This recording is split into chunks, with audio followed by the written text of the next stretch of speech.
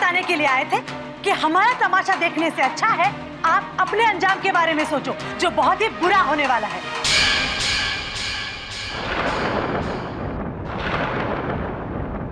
चलो श्रेया।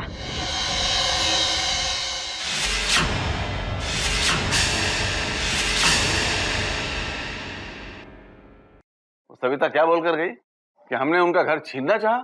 मैं अपने बेटे की जान बचाने के लिए उनकी सांसें रोक सकती हूँ।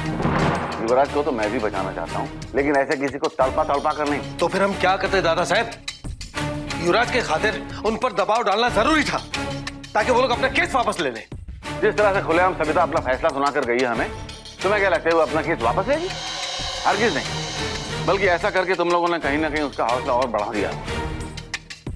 100 बार कह चुका हूँ कि ऊपर वाले से डरो, ऊपर वाले से डरो, एक ना एक दिन सबके कर्मों का हिसाब होना है। अरे तुम लोग किसी के साथ इतनी ज्यादती करोगे तो एक ना एक दिन तो भुगतोगे ही ना।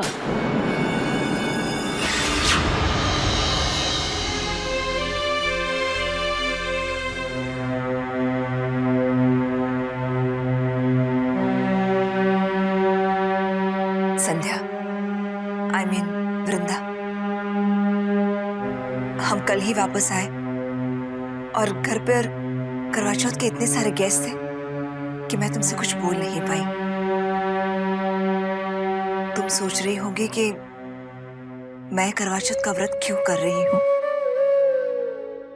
दरअसल मेरे पति 3 साल से हॉस्पिटल में है, कोमा में। तब इन सब ने कहा कि मैं भी करवा चौथ का व्रत रखूं अपने पति को बचाने के लिए। पिछले 3 साल से मैं ये व्रत कर रही हूं, इसी उम्मीद पर कि एक दिन मेरे पति को होश आ जाएगा।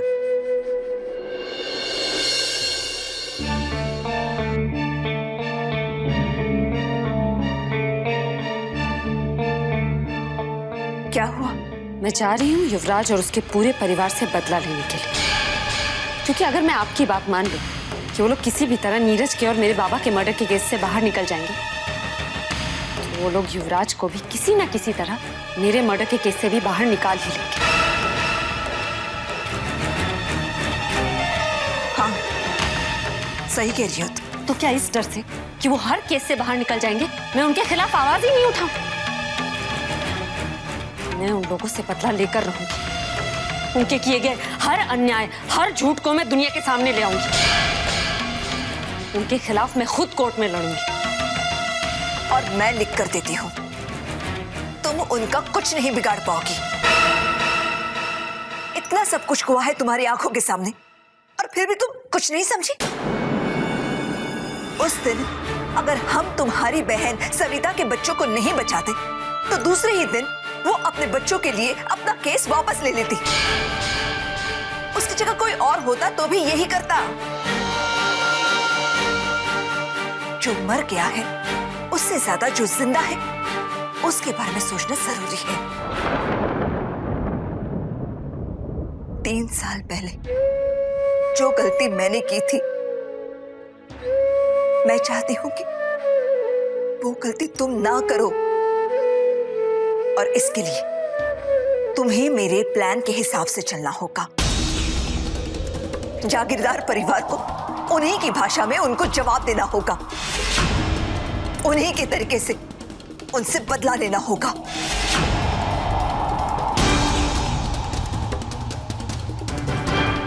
तो आप ही बताइए, आप क्या चाहती हैं? क्या करूं मैं?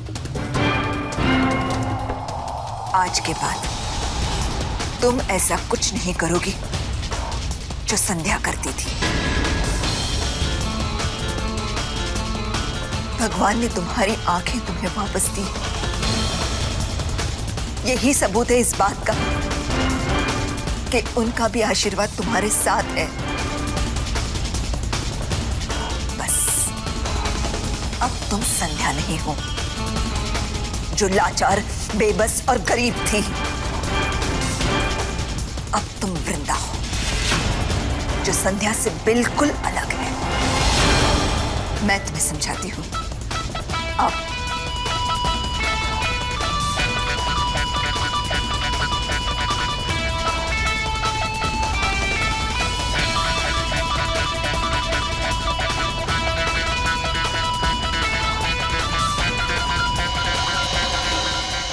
देखिए मुझे पता था मॉम कि वो जरूर आएंगे। मुझ पर उनका गुस्सा बस थोड़ी देर के लिए ही था।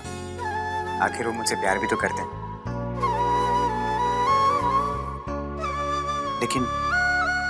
लेकिन गलती मेरी भी थी मॉम। मुझे उनसे इस तरह हाथ उठाकर बात नहीं करनी चाहिए थी।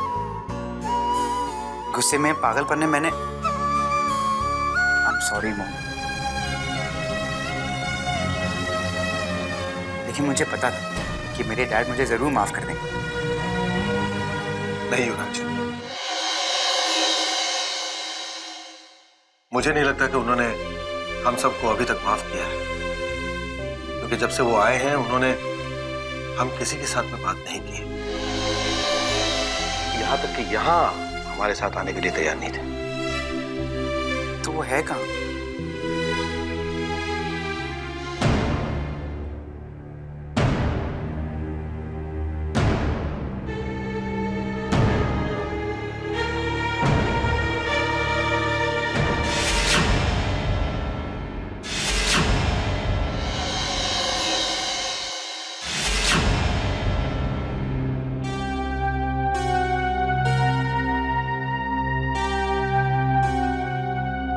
कांस्टेबल ने बताया कि मिलने में सिर्फ 5 मिनट बाकी रह गए हैं।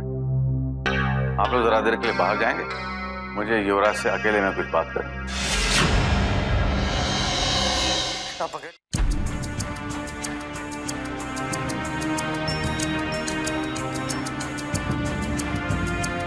सब लोग चले गए डैड, कहिए। डैड वो उस दिन मैंने आप पर युवराज, मैं उस दिन के बारे में तुमसे कोई बात नहीं करना चाहता। और दूसरी बात, और इस बात को तुम लोग अच्छी तरह से गांठ बांध लो, मैं यहाँ तुम लोगों के लिए नहीं आया, और ना ही अब मैं तुम्हारे किसी भी षड्यंत्र या किसी काम में शामिल होऊंगा। हाँ, मेरे तुम लोगों के साथ पुरुषोत्तम जागीरदार होने के नाते कुछ कर्तव्य हैं, मैं बस उन्हीं के लिए आया। और वो कर्तव्य जो मुझे लगता है कि मुझे करने चाहिए, आज के बाद मुझसे आप सिर्फ उन्हीं की उम्मीद रखिएगा। मेरा करवा चौथ के लिए यहाँ आना उसी का एक हिस्सा था। युवराज बेटा, तुमने जो बात हमें बताई थी, क्या वो पूरी की पूरी सच्चाई है? मतलब तुम्हें सिर्फ संध्या मिली, तुम उसके साथ कार में आ रहे थे और फिर एक्सीडेंट हो गया? डैड, मेरी बातों पर विश्वास नहीं हो रहा है। विश्वास तो मुझे इस बात पर भी नहीं हो रहा बेटा कि नीरज ने संध्या को बीच रास्ते में कहीं अकेला छोड़ दिया और वो भाग गया। जहां तक मैं नीरज को समझता हूं, वो ऐसा कर ही नहीं सकता। जरूर नीरज भी तुम लोगों के हाथ में लगा था। सच सच बताओ बेटा, कहाँ है नीरज? लेकिन डैड वो देखो बेटा, मैं सच्चाई जानना चाहता हूँ। नीरज की सलामती हमारे पूरे जागीरदार परिवार की जिम्मेदारी है। मैंने और मेरे पिताजी ने उसके माता पिता के मरते वक्त तुमसे ये वादा किया था। इसलिए सच सच बताओ बेटा, नीरज कहाँ है? मुलाकात का समय खत्म हो चुका है, प्लीज आप बाहर आइए।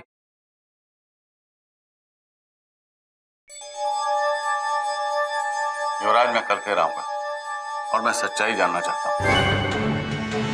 अगर तुम चाहते हो कि पुरानी बातों को लेकर मैं अपना मुंह बंद रखूं, तो तुम्हें मुझे सच्चाई बतानी ही होगी, वरना मजबूरन मुझे अपने बेटे और अपने परिवार के खिलाफ, तुम जानते हो ना मैं क्या कह रहा हूँ।